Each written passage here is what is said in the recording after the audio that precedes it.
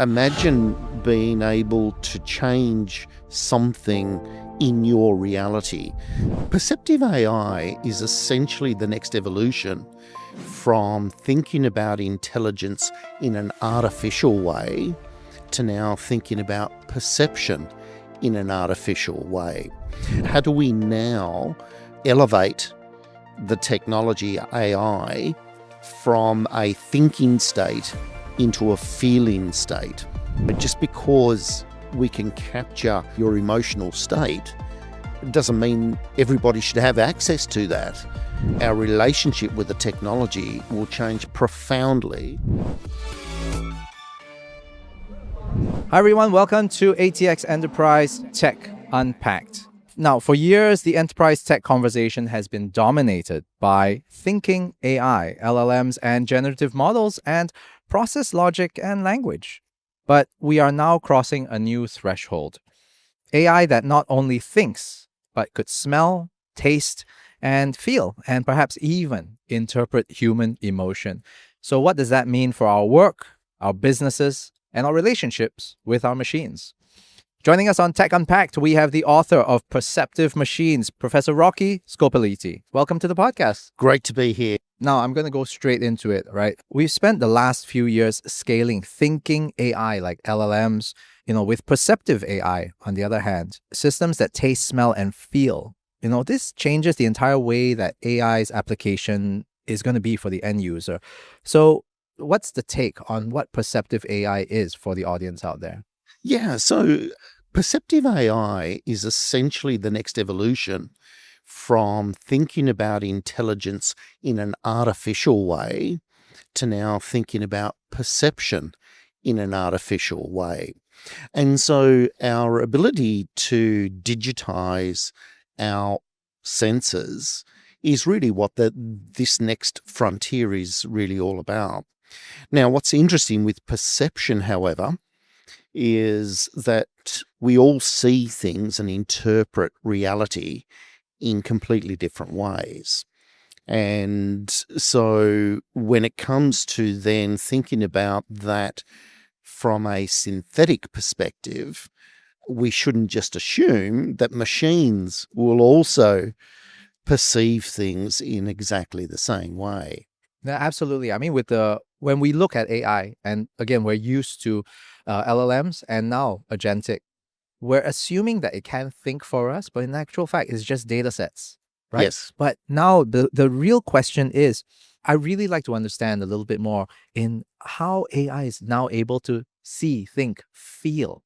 Yeah. So if we think about our senses, sight, sound, taste, touch, most of our digital existence so far has really focused on digitizing sight and sound. But biological sight and sound, from a human perspective, has its limitations. But what's interesting is we have other biological species that can see far beyond our sight. Eagles, for example, can see much further than what humans can. Dogs can hear frequencies that humans simply can't. Cats can sense movement that humans can't. And so even within biological senses, we have a wide degree of variation between different species. Now, the question here is then, when it comes to artificial perception, how is this going to evolve where the limits that we've existed within are no longer there? What happens when, for example, the technology can hear frequencies that we can't hear? How will we know that? When it can taste and experience different things that we can't. And so this is why it's very important that this next evolution of technology be developed in a controlled manner, because we're already starting to see examples of where artificial intelligence is developing languages on their own that we don't understand. So it's about coexisting with other agents that have a sensory capability like we have biologically. Oh, that's really interesting. Now, I'm not going to get into the whole discussion of sentience because that's going to be a whole different podcast It altogether, is. right? But I think what's more interesting here as well, and more relevant to our audience, is what do you think these applications are going to be? Like, I'm not even going to go into the tech stack of how machines are able to smell and even feel, right? But more importantly, what are the applications when this actually comes up? If you look at some of the major developments that are going on right now, we have brain-computer interfaces that Like are now Neuralink. Neuralink, precisely, that are already being able to adapt and recreate experiences that might have been lost according to the patient and the condition and the like. Healthcare is a fantastic area to think about the use cases, because when we think about diagnostics, for example, our breath can reveal, many diagnostic areas that our traditional forms of diagnosis simply can't. And so when we kind of think about this from a diagnostic perspective, it'll open up completely new ways of being able to detect illnesses much earlier on in their development or evolution than what we have today. I think the other really exciting area, of course, is the use of these kinds of technologies to extend limitations that some people may have today. Hearing, for example, to be able to give high quality hearing to someone who's either lost their hearing or was born with a deficiency in that area. Sight, to be able to provide sight to those that have lost their biological seeing capability. I think all of those things in a healthcare are absolutely wonderful. And I think in another area that's also quite interesting is in the area of sensory surveillance. And what I mean by that is that when we fly into a country, we are typically analyzed from a biometric perspective, whether that's facial, fingerprint, voice, many, many different biometrics. But this technology takes it a couple of steps further, because it can analyze actually how you're feeling when you get off the plane, and it can alert customs and immigration about higher than usual stress levels, for example, in individuals. So it offers a completely different way of assessing risk at a customs and immigration level compared to the methods and the forms that we use today. That's very interesting. When you talk about that in terms of security, I think that would be a very interesting integration, because the technology is not new. Blood pressure sensors, you've got skin temperature, Yeah. you even have micro expression, facial expression, or facial analysis. Sight. Is all there. So you're saying that with perceptive AI, that brings it all together into almost what a brain is able to do with all the five senses now. Yeah, it can present a profile of an individual beyond just confirming that biometrically that this individual is who is being presented on the passport. It can detect, again, emotions and different sensory conditions going on with an individual, which might, alert customs and immigration that they might want to look a little bit further at particular individuals that might come through. Wide degree. Paint the whole doom and gloom picture, right? Skynet, so on and so forth. I do want to understand, though, if machines are going to start perceiving things for us, that in itself also is going to challenge our own perceptions. If you think about it as a futurologist, you probably see this not just 5-10 years down the road, but imagine generations beyond. How does that then change, number one, our perception, because it will alter that? And secondly, what's that change in that relationship between people and the technology? Yeah, that is the number one question, because in many respects, once we can digitize our senses, the question then invites us to consider, how do we program our reality? Now, what's interesting is you can have two or more different people who could be looking at something and see it in a completely different way. You might have been out with friends who, are tasting and having sensations that you may not be having, or hearing noises that you may not. And that's because perception is how we are interpreting information that is coming into our senses, and it's not universal. And so when it comes to then thinking about how this coexists between machines and humans, a machine's view of reality versus our own view of reality may not be the same. We see things, they calculate probabilities. We see objects, they calculate the probability that that's a camera.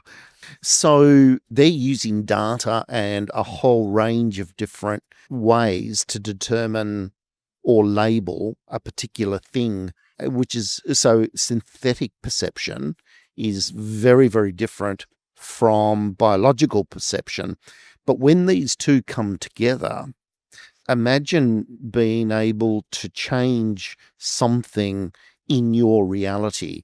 So, walking around this wonderful conference, for example, imagine if you could edit out all of the background noise, for example, and edit back in some nice, comforting background music to walk around. All of these things change your reality. But as soon as sensors become programmable, then all of a sudden we can start editing what is in our reality and how we interpret it versus the limitations. You're absolutely right.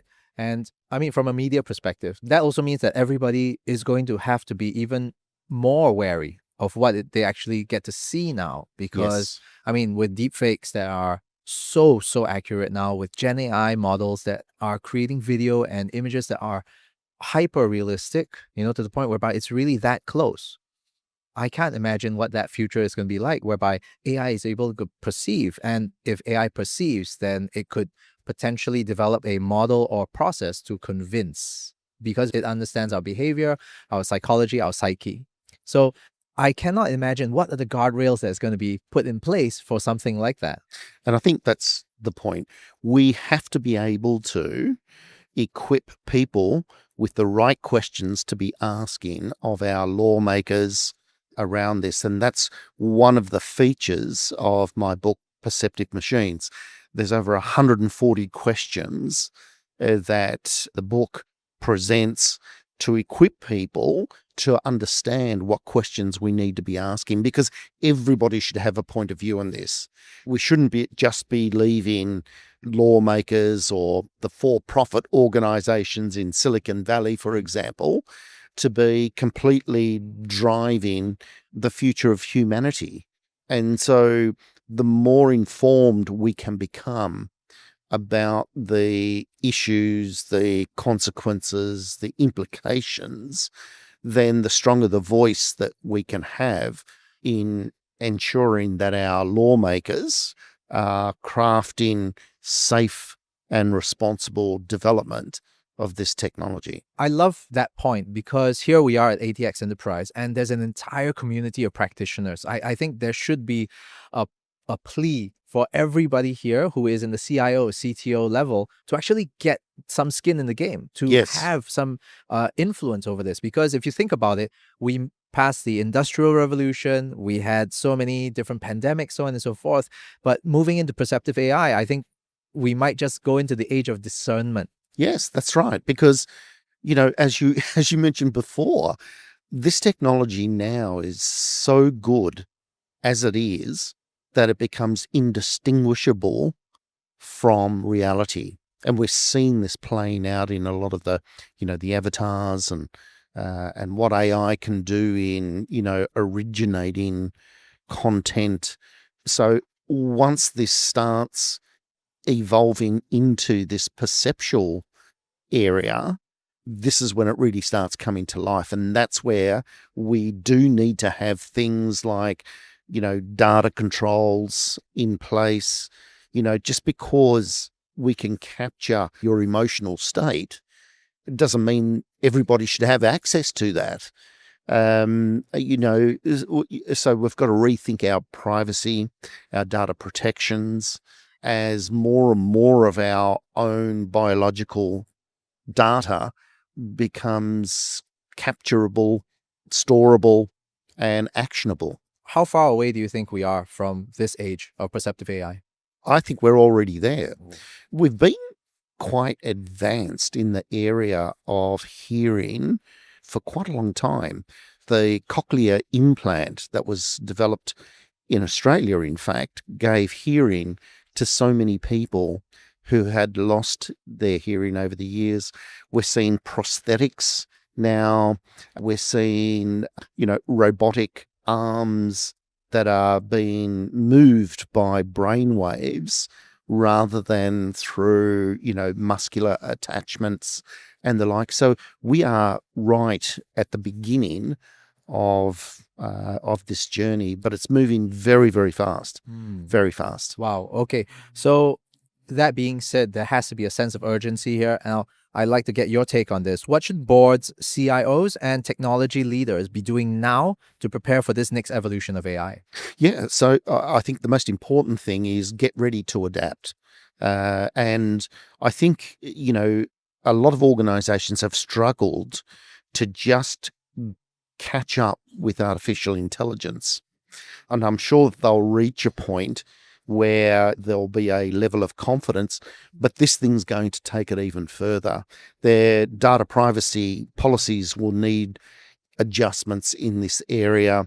There'll be all sorts of lifestyle processes that will need customer consents in completely different ways. So I think the preparing for a world that is in accelerated change is the best thing any leader can do in an organization. A lot of these things are quite speculative, no doubt, but when they do occur, they're going to occur just like with large language models very quickly.